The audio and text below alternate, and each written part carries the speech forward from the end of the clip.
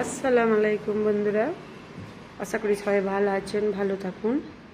এই যে দেখতে পাচ্ছেন ফ্রিজটা পুরো কিচ্ছু নেই, ফ্রিজটাই সব বের করে নিয়েছি।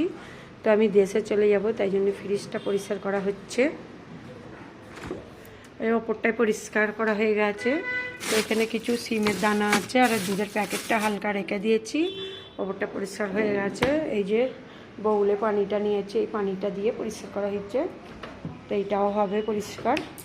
তো এই দুটো নলে ধোবো। তো ফ্রিজের পানিগুলো এখানে বের করে রেখেছি।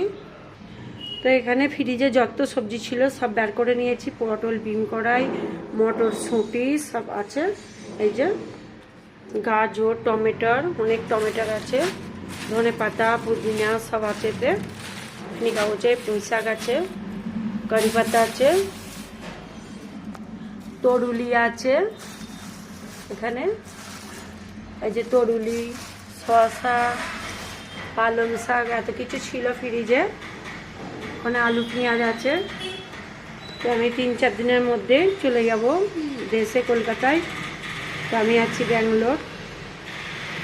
এখানে পেয়ারা কাটা, কাঁচা লঙ্কা, বেগুন, আম, নারকোল সব কিছু ফ্রিজে ছিল, সব বের করে নেওয়া হয়েছে।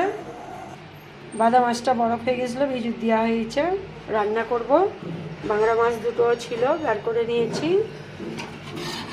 তো ক্ষীরটাও ছিল, ক্ষীরটাও বের করে নিয়েছি। রাত্রে ক্ষীরটা করেছিলাম, ছেলেকে খেতে মন গেছিলো। তো বললো মা ক্ষীরটা বানাও, তো বানিয়েছিলাম। এই দেখুন ক্ষীরটা খুব সুন্দর হয়েছে। তো বন্ধুরা রাখি, ভালো লাগলে সাবস্ক্রাইব, লাইক, কমেন্ট করবেন।